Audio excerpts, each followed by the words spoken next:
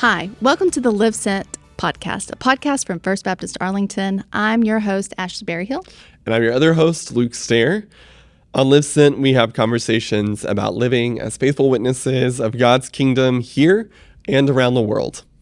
We are glad you joined us. And so we hope that these discussions about life as faithful witnesses will inspire you to see your world, culture, and relationships in a new light. In this episode, we are talking about missional habits. And our overall purpose is really to live a questionable life that prompts our neighbors to question, to ask, why are you living this way? So that we can give them gracious answers about Jesus. So Let's talk about the habits of blessing people, the B. We're going to start with bells. We're going to do B, blessing. So our goal with the habit of blessing is to bless 3 people every week. A church member, someone who's not a Christian, and then someone from either category, so either a church member or a non-Christian. So that's the habit for the week. Okay, so let's define blessing. Great idea. It's freely given with no strings attached. Yes. Okay, and it really means that you're blessing in some way you're going to lighten someone's load. Okay, the early Christians had a habit of caring for others. So in Galatians 6, 9 through 10, and let me read what Paul is encouraging this church. Let us not become weary in doing good, for at the proper time we will reap a harvest if we do not give up. Therefore, as we have every opportunity, let us do good to all people, especially to those who belong to the family of believers. That's right. So in case you didn't know, the New Testament and the early church surprised the world continually with their generosity, their care, and their willingness to personally encounter and care for those that the rest of society just deemed untouchable. There's actually a point in early church history where the Roman Empire has become jealous of the fact that Christians are basically winning so many people over to Christ, and they're leaving paganism behind, that they try to basically bring about a pagan version of this kind of care that Christians were doing. But it didn't work because the pagan religions just weren't set up to cause you to care for your neighbor. And it really just threw people for a loop. So to most people in that early world, the care of Christians for orphans, widows, the poor, unemployed, asylum seekers, and prisoners was just really unusual. It was a revolutionary and countercultural force that transformed the lives of everyone it touched. And so when we talk about blessing others, it's an attempt to really live into the way that the early church lived and the way that Paul is encouraging Christians to live. It's meant to propel us outward into the lives of our neighbors and the people in our community. It's a chance to follow Paul's encouragement to do good to all people every time we have an opportunity, especially to those in the family of faith who doesn't want to serve people in their church. So if you're attentively looking for opportunities to care for others and lighten their loads, then you're just going to find yourself in conversations with people who are curious about your generosity. And in doing so, you're going to have that opportunity to gossip the gospel. Right. So when you're blessing others, you might find yourself just engaging with people on the margins, people who our culture may devalue as well. You may find yourself a little uncomfortable. What's going to happen? It's not going to be a smooth thing. And you've got to be ready for awkward moments, but that's okay. That's okay. So you want to find yourself blessing your next door neighbor who shares your social class and status as well as people who don't. That's right. So both are all good. So why do we bless people? And I love this example, Luke. A researcher examined the efforts of a short-term missionaries in Thailand, and they had one group who were designated as blessers, who simply went with the intention to bless whomever they could in whatever way they could. Then the other group were the converters, who went in with the sole intention of sharing the gospel message with everyone they met. Again, we don't want to say that that's bad. There is a specific time and context for that, but the research found that the blessers had a higher level of impact. Isn't that fascinating? It is.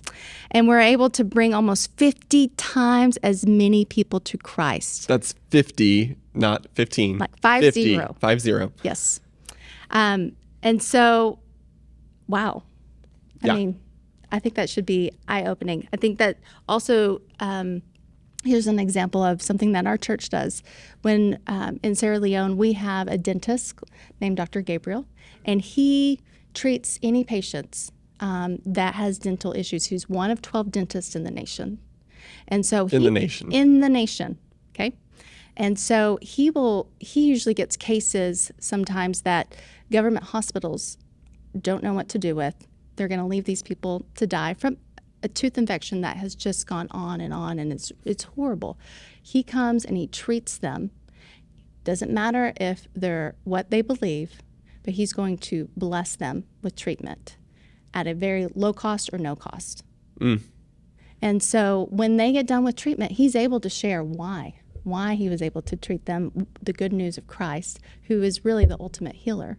But and I think that's just, no matter what their response is to the news, again, we have to remember it's not our job to convert. God turns the hearts of man. God does it. Yeah. But it's a way we need to bless the people. We need to bless a nation. And so that's one way to do it. And it's the blessing people that opens the doors for these conversations to Correct. happen.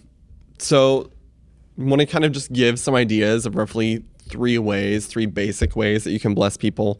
They're very simple. Some of these will more naturally suit others than other styles, but there's words of affirmation, which is where you simply encourage someone.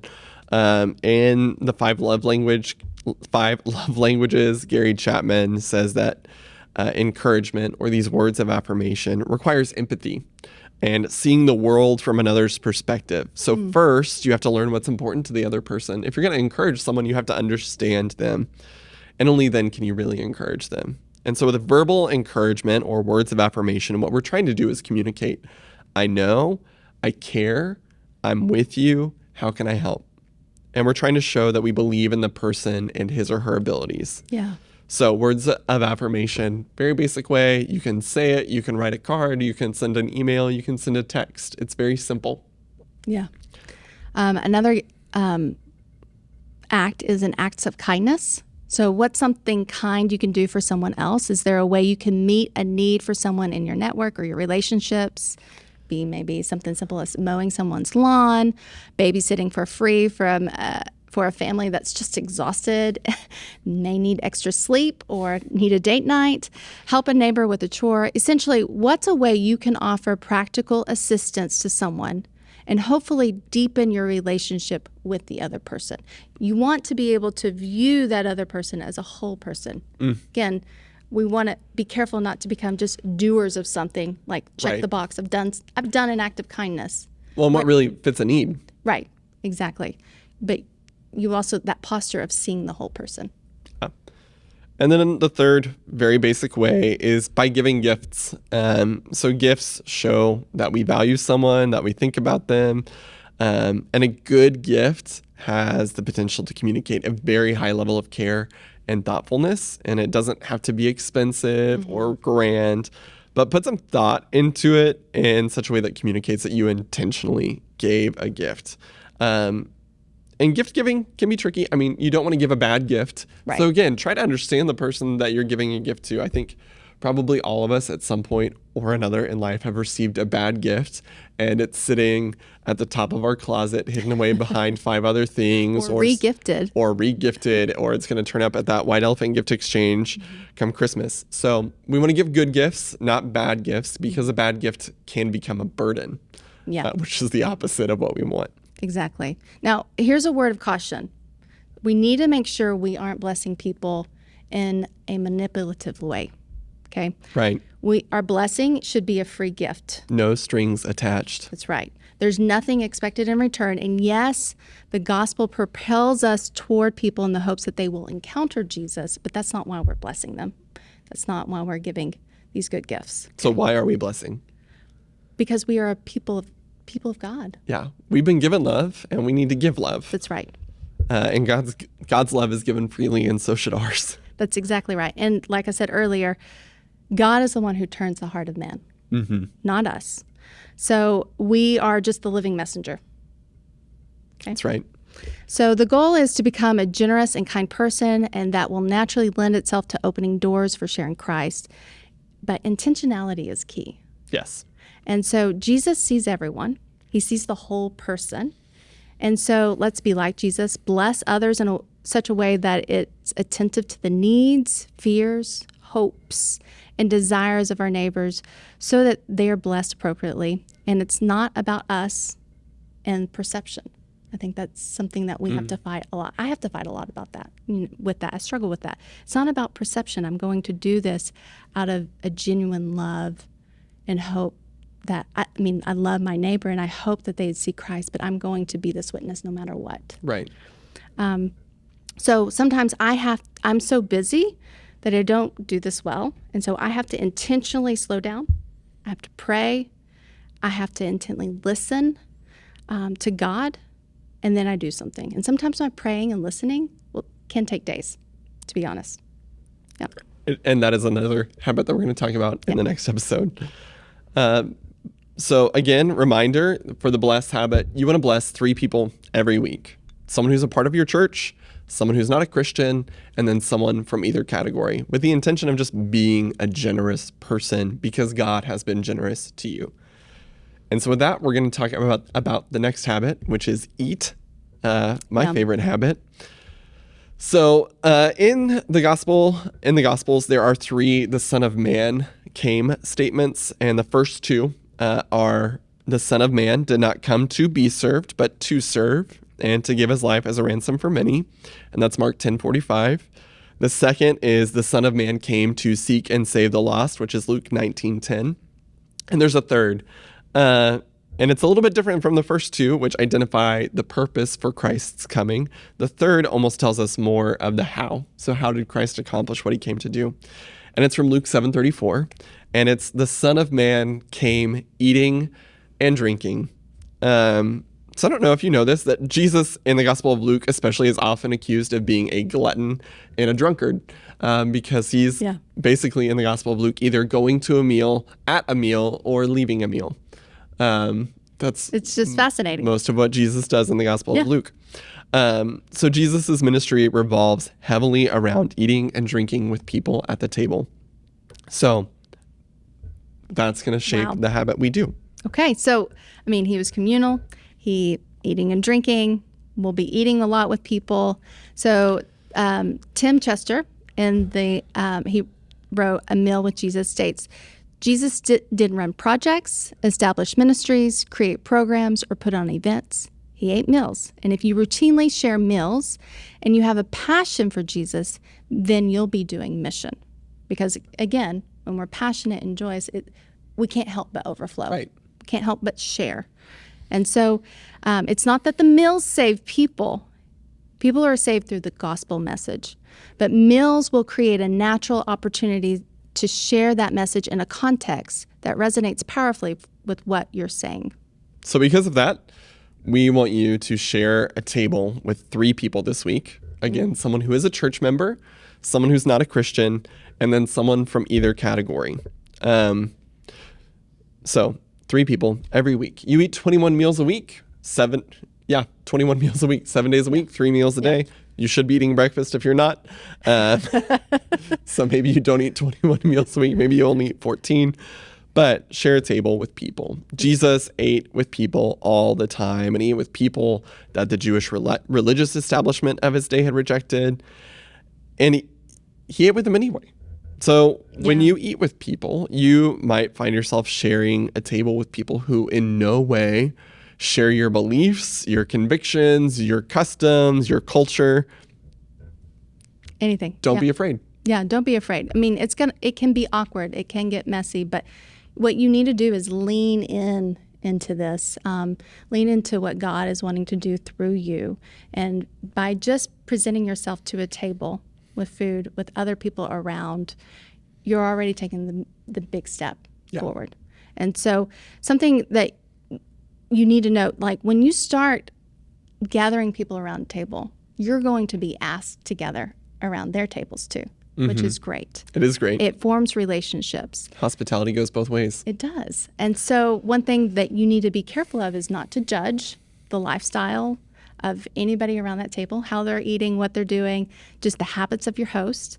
But you need to see this with the lens of an opportunity for a relationship, because God loves those people. He loved you, and now you are set free. He loves those people too. You also need to be ready to eat what's served before you. It can be hard to do. It can be very hard to do. Especially if you're picky. If you're a picky eater, or if you're eating other ethnic foods that you've never tried before, or things that I've eaten a lot of things that I probably would not chosen to eat. Just as an example, one thing that I've done in the past in my history is I was working with an ethnotourism company who would bring college students into homes of island fishermen, majority Islamic nation. And we would go into these homes and we would spend the night for 5 nights in these homes. And we would just share life. We'd get to talk. We would get to understand what Islam meant to them and what it meant to be a fisherman in this part of the world. And we would get to share truths of Jesus as well. But we ate what they gave us. Mm-hmm. And we ate it graciously. Yes. Even though if we didn't like it. Right. You always need to eat it graciously. We have a very simple saying in our family, raising small children, and we tell our kids frequently, you don't yuck someone's yum. That's good.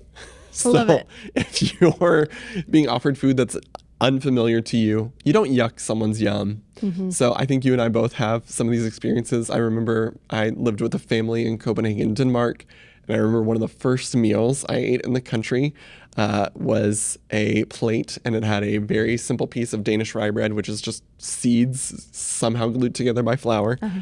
And it was topped with pickled, curried herring. I've never had that. And that was breakfast. I don't think I would choose that. I wouldn't choose it either, but I ate it, and I've had pickled herring more times than I would like to, but I've had it, and I've eaten it, and I've said thanks, and I've had conversations around the table. And that's their language. I mean, food can be a language too. Right. And whenever you start eating the food, you're communicating a lot to the host. Communicates love. Yes. So another thing I want to point out is that when Jesus ate with people and when he invited people to eat with them, we talked a little bit about not judging the lifestyle of others. You know, Jesus didn't invite Zacchaeus to dinner. He said, I'm coming to your house for dinner. He just told him. I don't recommend that strategy for anyone necessarily. Jesus can get away with some more things that we can't. But he didn't expect Zacchaeus to get his life together before he came to dinner. I like that. Jesus offers communion to people before he expects them to follow him. Say that one more time, Luke. So Jesus offers communion to people before he expects them to change or to follow him. And what do you mean by communion? Fellowship, relationship, presence. So you may eat with someone who, again, in no way shares what you believe, but you shouldn't expect them to start following Jesus before you offer them that fellowship. We offer that first because Jesus offers it first. Right. Now, you may get in these conversations when you're around the table, or maybe you're sitting on the floor. I mean, depending on where you're at. You could be sitting on the floor eating with your friends. They may ask you questions that you just don't know the answers to. How do you handle that? Be honest. It's okay. You're human. You're human. And so when you get questions about faith that come up, it's a good opportunity for you to reflect on what you really believe. Go back to Scripture. Ask those around you, your mentors, and deep dive into just knowing Christ. And sometimes it's a good opportunity to invite them into the struggle and say, let's go look at this together. Right. Again, keep rooted in Christ.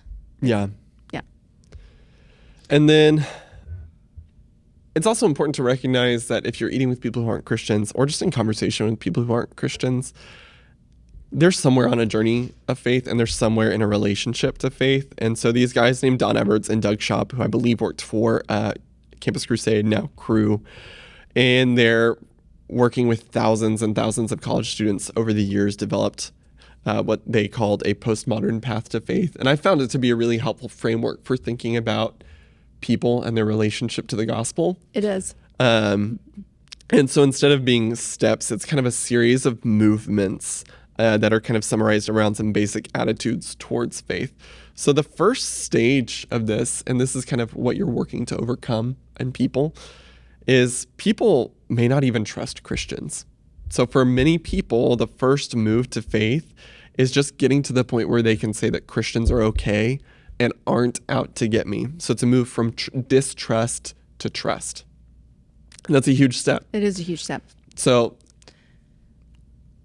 sometimes we have this mindset, Luke, that somebody's already at, let's do a sliding scale from 0 to 5. Somebody's at a 0 in their faith journey. And then, they become a follower of Jesus and they move on. But sometimes we forget there's a negative scale. Right. And so we're just getting people to 0. That's exactly right. And that's what you're talking about. Yeah. So you may have just the work of getting that person to just being okay with Christians being in their life. Mm-hmm.